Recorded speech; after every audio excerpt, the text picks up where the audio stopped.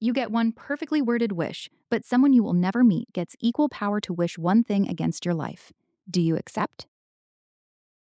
One wish granted exactly as you say it, but a stranger, someone you will never meet, someone whose name you will never know, gets one wish against your life.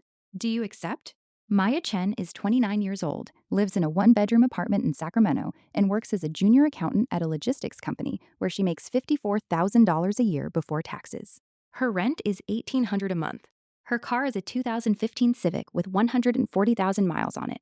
Her student loan balance sits at $23,000, and every month she throws $400 at it, watching the number barely move, like trying to drain a bathtub with a teaspoon.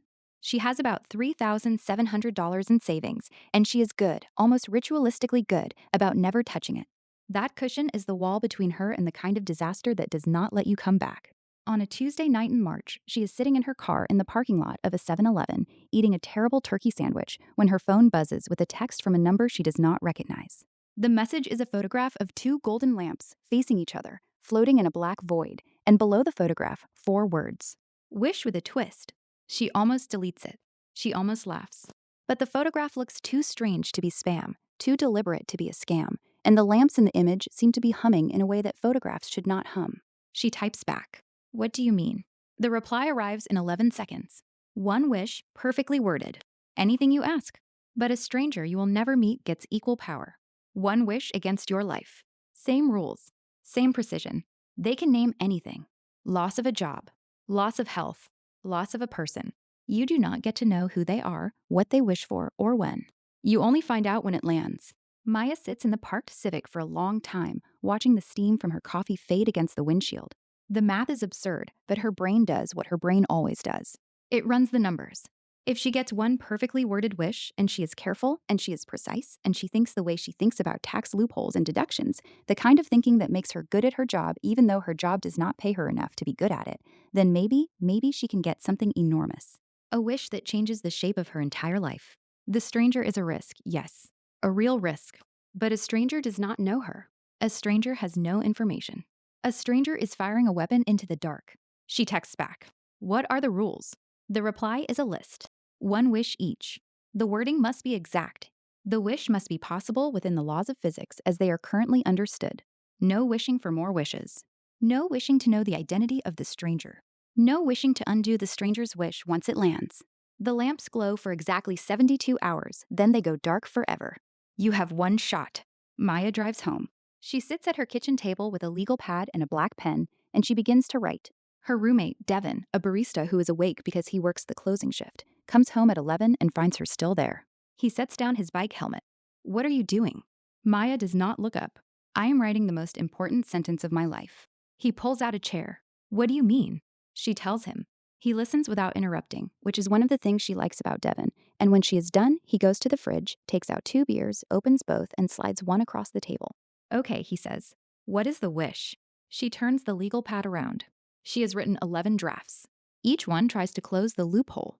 Wish for $10 million. Too greedy, too famous, too easy to trace. Wish for an inheritance from a distant relative.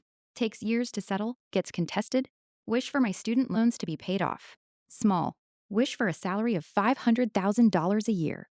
Possible to reverse, possible to fire her for, possible to attach to a single employer. She has crossed them all out.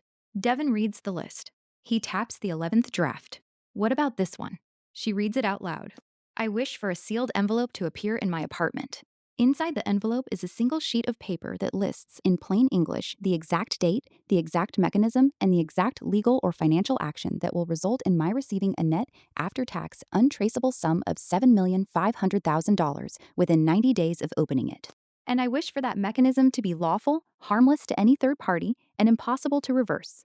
Devin is quiet for a long time. He drinks his beer. Then he says the thing she has not let herself think. "And if the stranger wishes for the envelope to never arrive, or wishes for you to lose your job the day before it does, or wishes for you to forget you ever made the wish, Maya, the stranger does not even have to beat you.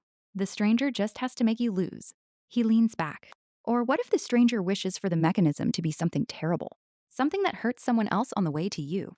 You wrote harmless to any third party, but they did not write that." The first night ends there, but the 72 hours do not. Maya cannot sleep. She keeps rewriting the wish. By noon the next day, she is on her lunch break, sitting on a bench outside the office, eating a protein bar she does not taste, running through scenarios. If she wishes for the money directly, the stranger can wish for the bank to fail. If she wishes for a business to succeed, the stranger can wish for her partner to betray her. If she wishes for something abstract, like happiness, the stranger can wish for the loss of every person she has ever loved. The stranger does not need a better wish.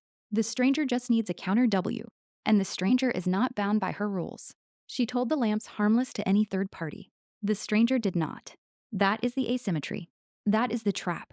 By the second evening, she has called her older sister, Priya, who is a nurse in Oakland and who listens with the clinical patience of someone who has watched people make irreversible decisions. Priya does not tell her what to do.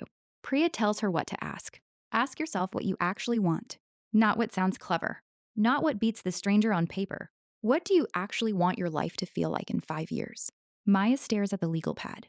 The honest answer is not $7 million. The honest answer is that she wants to stop being afraid. She wants the car to not be a crisis. She wants the student loan to be a memory. She wants 1 year where a flat tire is just a flat tire. She wants to take her mother to Japan. That is it. That is the whole wish, the human-sized one, the one that fits inside a real life.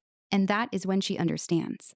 The smaller the wish, the more precisely she can write it. And the smaller the wish, the less there is for the stranger to aim at. A wish for 10 million is a billboard. A wish for one paid-off loan is a mailbox. She begins to write a new draft. I wish for the full balance of my federal student loans to be marked legally discharged, with no tax liability to me and no negative effect on my credit score, within 14 days. Quiet. Specific. Boring. The kind of wish that does not even register as a wish to anyone watching from the outside. And the stranger, who knows nothing about her, who cannot see her legal pad, who is firing into the dark, would have to wish with equal precision against that specific loan on that specific day, and even if they did, even if they somehow guessed, the upside for them is so small it is almost insulting. Devin reads it. He says, that is the one. Maya holds the pen over the pad. The lamps are humming again. She can feel them, the way you feel a storm coming before the sky changes.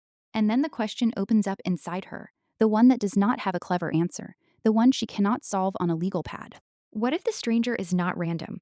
What if the stranger is the worst version of her, the version that is broke and bitter and awake at 3 a.m, the version that would, if given one wish against a stranger's life, aim it exactly where it would hurt the most? She does not know. She will never know. The deal does not tell her. The lamps do not tell her. The math cannot tell her. She has 41 minutes left. The question is no longer what to wish for. The question is whether to wish at all. Are you taking the deal?